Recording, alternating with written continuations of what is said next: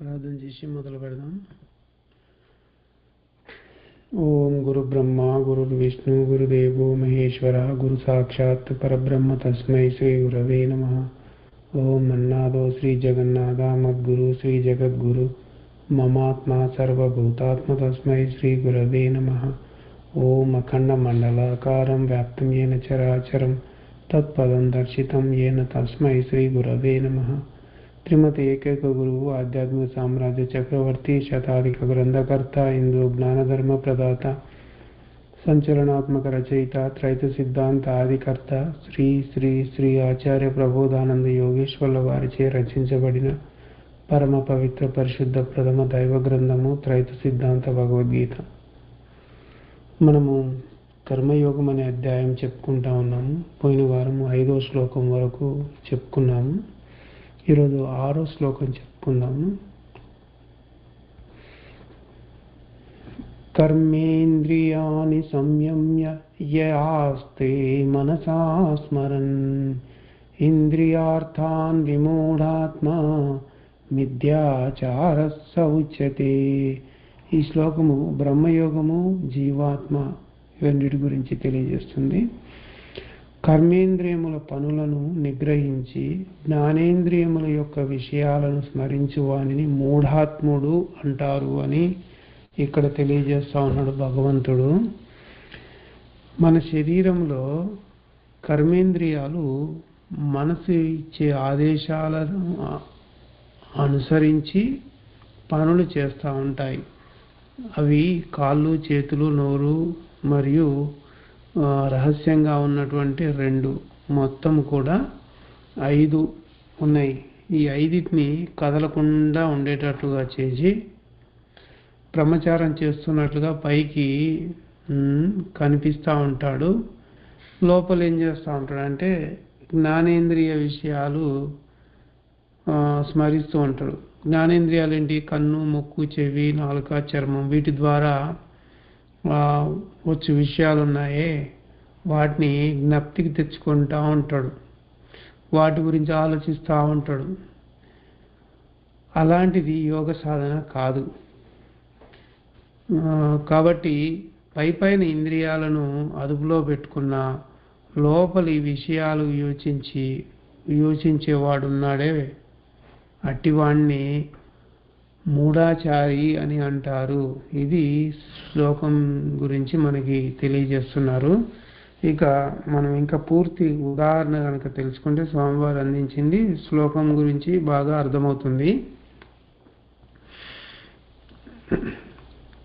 ఒక వ్యక్తి ఏం చేస్తున్నాడంటే నేను యోగం చేస్తున్నా అని అనుకొని కూర్చొని ఉంటాడు. కదలకుండా కూర్చొని లోపల మంత్రాన్ని ఉచ్చరిస్తూ ఉంటాడు. లోపలే ఉచ్చారణ చేస్తూ ఉంటాడు. బయటికేమో యోగం చేస్తున్నట్టుగా కనిపిస్తాడు, లోపలేమో మంత్రాన్ని ఉచ్చరిస్తూ ఉంటాడు. అతని విషయంలో బయట ఇంద్రియాలు ఏమీ పనిచేయడం లేదు. కదలక మెదలకుండా అలాగే కూర్చున్నాడు. కానీ అంతరంగం లోపల చెవి ద్వారా విన్న విషయాన్ని అది గుర్తుపెట్టుకొని దాన్నే మాటిమాటికి గుర్తు తెచ్చుకుంటా ఉన్నాడు, మాటిమాటికి స్మరిస్తూ ఉన్నాడు అన్నట్టు. కాబట్టి అతడు చేసే ఆచారము సరైంది కాదు, అట్టివాడు మూఢాత్ముడు అని భగవంతుడు తెలియజేసిండు.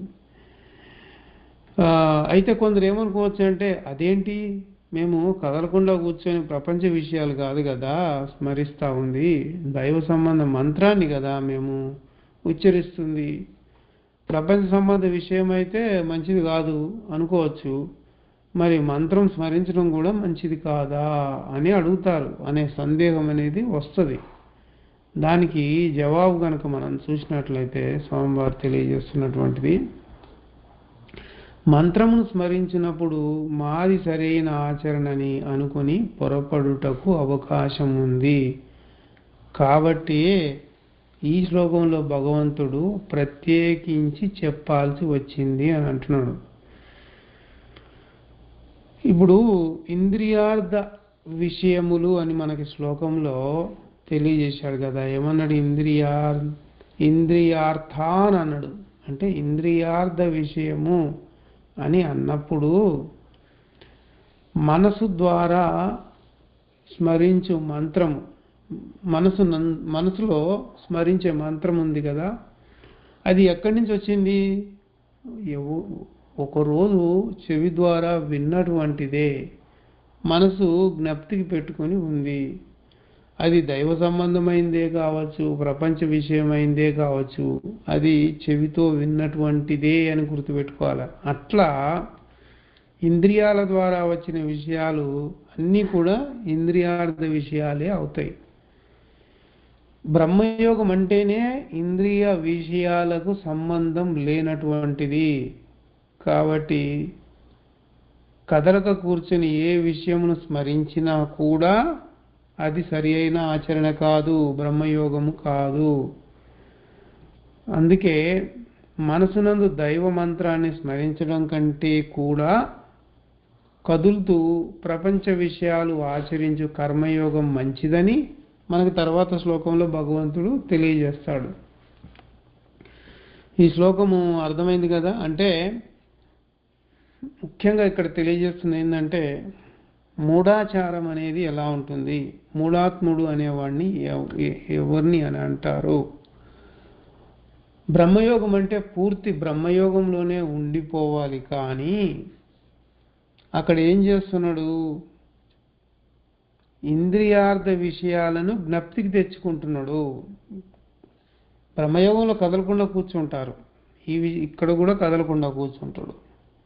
బయటకేమో బ్రహ్మయోగం చేస్తున్నాడేమో అని అనిపిస్తుంది చూసే వాళ్ళకి, కానీ లోపల అతని మనసులో ఇంద్రియ విషయాలు అనేవి మెదులుతూ ఉంటాయి, వాటినే జ్ఞప్తికి తెచ్చుకుంటూ ఉంటాడు.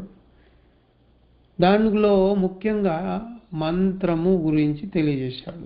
మంత్రం దైవానికి సంబంధించి ఫలానా మంత్రం అనే చెవిలో చెప్తారు.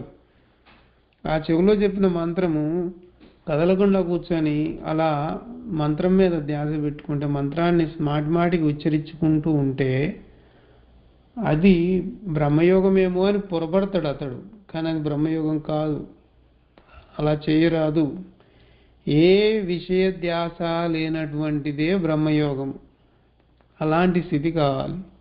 అందుకే ఇటువంటి ఈ మూఢాచార పద్ధతి పాటించడం కంటే, మూఢాచారంగా చేయడం కంటే, ఇలా కదులుతూ పనులు చేస్తూ అహం పొందకుండా ఉండే కర్మయోగమే మంచిది అని తర్వాత శ్లోకంలో తెలియజేస్తాడు. అది వచ్చే వారం చెప్పుకుందాము.